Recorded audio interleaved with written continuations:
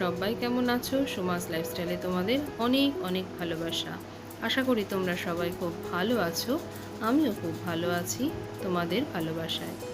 আজকে মঙ্গলবার আর এখন সকাল প্রায় 9:30 মতন বাজে। আর এই যে গতকাল যে ইপিটা কেনা হয়েছিল সেটা আজকে ব্রেকফাস্ট হিসেবে করা হচ্ছে ওই বাচ্চা কটার জন্য।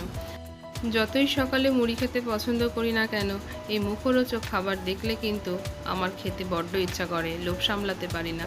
আর এই যে এনারা এখন বসে পড়েছেন, আর এদিকে কিন্তু বৌদির ব্রেকফাস্ট কিন্তু একদম রেডি, ঝটাপট করে এদেরকে দিয়ে দেওয়া হোক। আর এদেরকে দেওয়া হোক। আর এইটা না কালকে তোমাদের সঙ্গে শেয়ার করা হয়নি। এটা কি বলো তো, এটা হলো বিলেতি ধনেপাতার গাছ। আমার বাড়িতে কিন্তু অনেক আগে ছিল। আর এই যে দূরে দেখতে পাচ্ছ যে গাছগুলো দাঁড়িয়ে আছে, এগুলো হলো খারকন পাতার গাছ। এখান থেকে টপটপ টপটপ করে খারকন পাতা তোলা হয়, আর টাটকা খারকন পাতা বেটে কিন্তু বৌদি রান্না করে ফেলে। আর আকাশ জুড়ে বেশ মেঘ করেছে, এই বুঝি বৃষ্টি নামলো। বিলাতি ধনেপাতার গাছ না আমার বাড়িতে আগে ছিল, আমার মামার বাড়িতে প্রচুর ছিল, সেখান থেকে এনে এনে পুঁতেছিলাম। আর বেশ সুন্দর বাগান হয়ে গেছিল এই বিলাতি ধনেপাতা গাছে। কিন্তু কি জানি কি হলো, গাছগুলো পরে সব মরে গেল। আর এই বিলাতি ধনেপাতা দিয়ে লোটে মাছ খেতে কিন্তু আমার ভীষণ ভালো লাগে। তো এবারে কাকুকে বললাম, গাছটিকে কিন্তু তুমি যত্ন করে বড় করো, আর এর থেকে বীজ হবে, আর যখন চারা হবে আমাকে কিন্তু তুমি অতি অবশ্যই দেবে। আর দেখো, বলতে না বলতে কিন্তু মুষলধারে বৃষ্টি নেমেছে। আর যা গরম পড়েছিল, বৃষ্টির নামাতে কিন্তু অনেকখানি এখন ঠান্ডা লাগছে।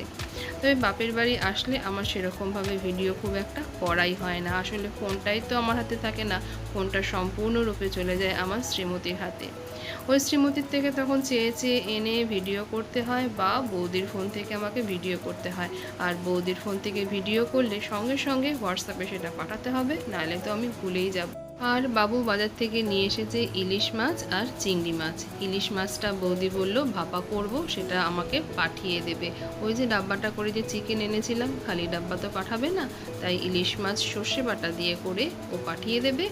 আর এদিকে আজকে হবে কিন্তু তেলাপিয়া মাছ। তেলাপিয়া মাছটা আমার ভীষণ পছন্দের। দাঁড়াও, আগে আলমারিতে যে কটা রান্না হয়েছে সেগুলো আগে বলি। আর একটা জিনিসের গন্ধে আমার অসম্ভব খিদে পেয়ে যাচ্ছে, সেটা হলো গিয়ে এইটা কারি পাতা ফোড়ন দিয়ে মুগ ডাল। দারুণ গন্ধ আসছে কারি পাতার। আর বৌদি করেছে উচ্ছে, আলু আর কুমড়ো দিয়ে চচ্চড়ি। আর আমার শ্রীমতী এবার ওর মিমির হাতে খেতে চেয়েছিল ধোকলা, তবে ও ধোকলা কতটা খেয়েছে আমি সঠিক জানি না, তবে আমি কিন্তু এসেই 2 পিস খেয়েছি। আর এখন খাবো 2 পিস। ভীষণ ভালো বানায় বৌদি। এই যে কারি পাতার এত সুন্দর গন্ধটা, কারি পাতা গাছটা তো তোমাদেরকে আগের দিনই শেয়ার করেছি। একদম গাছের টাটকা কারি পাতা ফোড়ন দিয়ে, আর এই যে এই টক মিষ্টি এই যে জলটা, এইটা দিয়ে সঙ্গে কাঁচা লঙ্কাটা দিয়ে খেতে অসম্ভব সুন্দর লাগে। তবে আজকের তেলাপিয়া মাছটা কিন্তু বৌদি সর্ষে বাটা দিয়ে করবে না, আজকে করবে গাঠি কচু আলু দিয়ে ঝোল।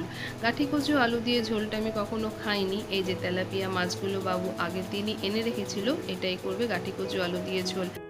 বিয়ের আগে শীতকালে যদি ছোট ছোট জ্যান্ত তেলাপিয়া মাছ আনা হতো, সেটা কিন্তু আমি কালো জিরে ফোড়ন দিয়ে নর্মালি টমেটো ধনেপাতা দিয়ে পাতলা করে ছোট ছোট করে আলু কেটে ঝোল করতাম, অসম্ভব সুন্দর লাগতো খেতে। কিন্তু কখনো গাঁঠি কচু দিয়ে খাওয়া হয়নি। আর বেশিরভাগ সময় তো তেলাপিয়া সর্ষে বাটা দিয়েই করা হয়। তবে দুপুরবেলা খাওয়া দাওয়া সেরে, সুন্দর সুন্দর মেনু দিয়ে খাওয়া দাওয়া সেরে কিন্তু আমি বাড়ির পথে রওনা দিয়েছি। তবে দমদম থেকে যখন মেট্রোতে উঠলাম, একটু হলেও ভিড় ছিল, তবে বসার জায়গা কিন্তু পেয়েছি। আসলে এখন তো আর দমদম থেকে মেট্রোটা ছাড়ে না, মেট্রোটা কিন্তু আসে সেই দক্ষিণেশ্বর থেকে, মানে লোকজন ভরা অবস্থাতেই আসে। তো চলো, আর খানিকক্ষণ বাদে তো আমি বাড়িতে পৌঁছেই যাব। আর এটা হলো পরের দিন সকালবেলা আমার বাড়ির সামনের রাস্তা। কীরকম জল জমেছে দেখেছো? সারা রাত অঝোরে বৃষ্টি হয়েছে, ভোরের বেলা এসে বৃষ্টিটা থেমেছে। আর এই অবস্থা হয়েছে আমার বাড়ির সামনে। তো আজকে ছোট্ট একটু ভিডিও, ওই যে বললাম বাপের বাড়িতে থাকলে আমি ভিডিওটা সেরকমভাবে করতেই পারি না, মোবাইলটা যে আমার কাছেই থাকে না। আর এটি হলো গিয়ে বিকেলবেলার দৃশ্য। আকাশ জুড়ে মেঘ পড়ে আছে, আর আকাশের রঙটা না কীরকম একটা অদ্ভুত অরেঞ্জ কালারের হয়েছিল। আর সেই আলোতে কিন্তু আমার গোলাপ দুটিকে দেখতে ভারী মিষ্টি লাগছিল। তো চলো আজকের মতন এইটুকুনি ছোট্ট একটি ভিডিও তোমাদের সঙ্গে শেয়ার করলাম। যদি কোথাও ভালো লেগে থাকে তো ভালোবেসে একটা লাইক করে দিও, কমেন্ট করে জানিও ভিডিওটা কেমন লাগলো। তোমরা সবাই ভালো থেকো, সুস্থ থেকো, সাবধানে থেকো। আবার দেখা হবে তোমাদের সঙ্গে অন্য আরেকটি কোনো নতুন ভিডিওর সঙ্গে।